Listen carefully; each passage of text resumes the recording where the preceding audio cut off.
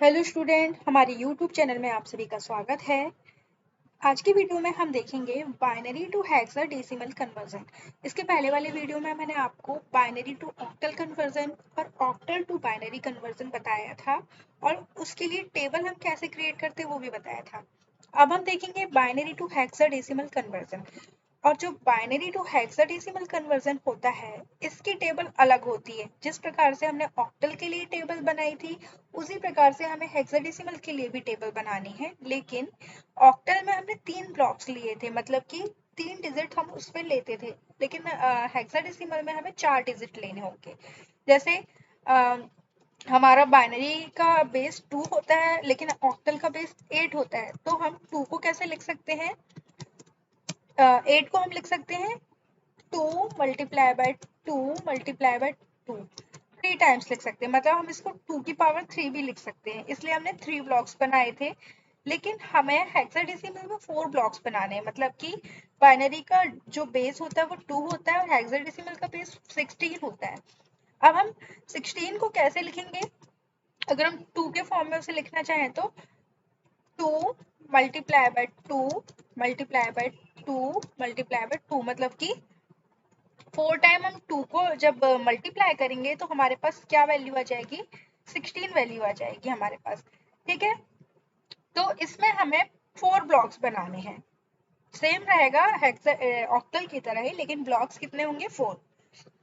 चलिए अब टेबल बनाना हम देख लेते हैं कि कैसे हम टेबल बनाएंगे। तो हेक्साडेसिमल में वैल्यूज कहाँ से कहाँ तक होती हैं? वैल्यूज जो होती हैं वो होती है 0 to 15 होती हैं। ठीक है, मतलब कि 0 1 2 3 4 5 6 7 8 9 10 11 12 से लेके 15 तक। तो चलिए हम बनाएंगे और हम 10 को A लिखते हैं, 11 को B लिखते हैं। तो चलिए हम देख लेते हैं कैसे लिखना है हमें। 0 1 2 3 4 5 6 7 8 9 10 को हमेशा हम क्या बोलते हैं? A बोलते हैं, A लिखते हैं। 11 को लिखेंगे हम B, 12 को हम क्या लिखेंगे? C,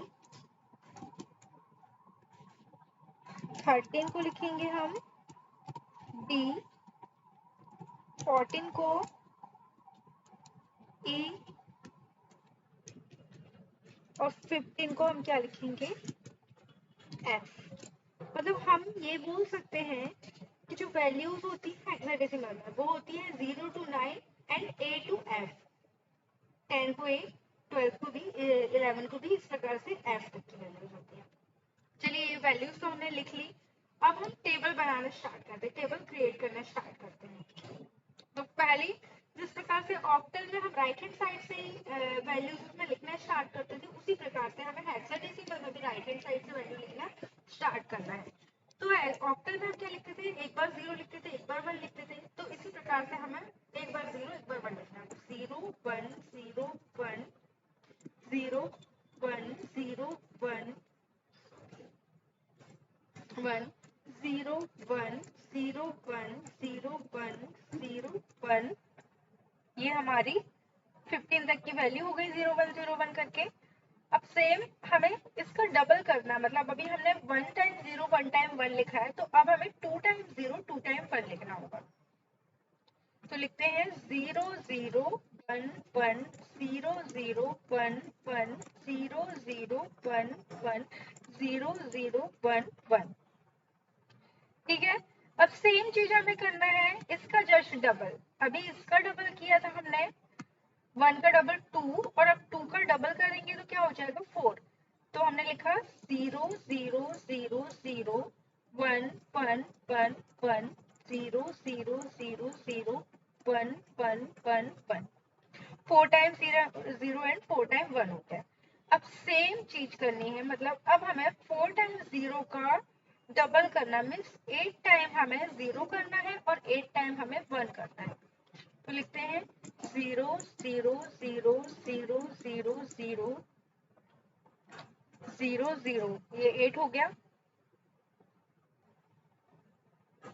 ठीक है, अब हमें 1 लिखना है। 1 1 सॉरी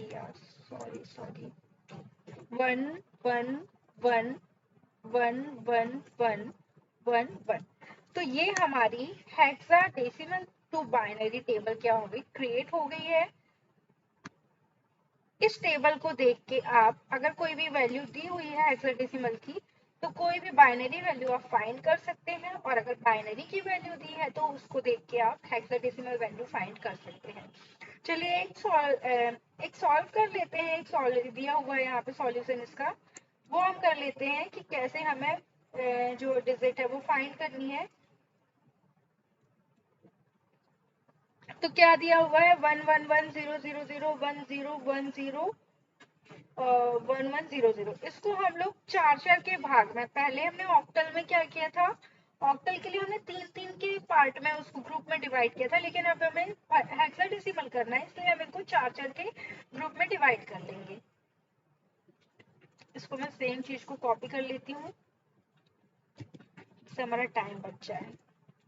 अब हम यहाँ से राइट हैंड साइड से हमें डिवाइड करना है, 1 2 3 4 4 4 का ग्रुप बना लेंगे, 1 2 3 4 1 2 3 4। अब लास्ट में आप सोच रहे होंगे कि सिर्फ 2 डिजिट बचे हैं, अब हम इसे 4 कैसे करें। तो इसे 4 बनाने के लिए हमें स्टार्टिंग में इसके पहले क्या लगा देना होता है, 0 लगा देना होता है। देखिए अगर आप 11 के पहले लेफ्ट हैंड साइड पे 0 लगाएंगे तो 11 की वैल्यू में कोई भी चेंजेस नहीं आएगा, लेकिन अगर आप 11 के राइट हैंड साइड पे 0 लगाते तो 11 की वैल्यू क्या हो जाएगी, 11 की वैल्यू क्या बन जाएगी, 1100 बन जाएगी। लेकिन हमें 1100 की 11 की वैल्यू को 1100 नहीं बनाना है, हमें 11 की वैल्यू को 11 ही रखना है। इसलिए हमने जो डबल 0 है वो कहाँ पर लगाए, 11 के पहले, मतलब कि लेफ्ट हैंड साइड पे। चलिए अब हम इसे सॉल्व कर ले, आगे का देखते हैं कि कैसे करना है। सबसे पहले देखेंगे 0011 किसकी वैल्यू है, 0011। देखिए 3 की वैल्यू है 0011, तो हमने यहाँ पे क्या लिख दिया, 3 लिख दिया। 1000 किसकी वैल्यू है, 1000 1000। 8 की वैल्यू है 1000, तो हम यहाँ पे क्या लिख देंगे, 8 लिख देंगे। नेक्स्ट है 1010, तो 1010 हमारे पास किसकी वैल्यू हमें दिख रही है,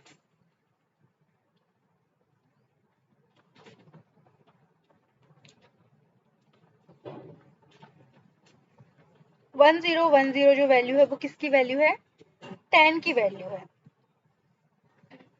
तो हमने यहाँ पे क्या लिखा 10।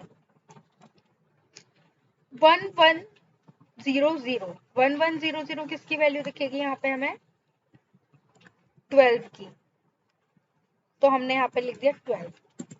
ठीक है, अब देखिए ये हमारा आंसर नहीं हुआ, यहीं पर हमारा आंसर ये खत्म नहीं हो जाता। 3 8 10 12, 10 को हेक्साडेसिमल में क्या कहा जाता है, ए बोला जाता है, तो हम यहाँ पे लिखेंगे 3 8, 10 की जगह लिखेंगे ए, और 12 की जगह क्या लिखेंगे, सी। अब हमारा आंसर आया 3838 AC। ये हमारा आंसर है, हमारा आंसर है 38 AC।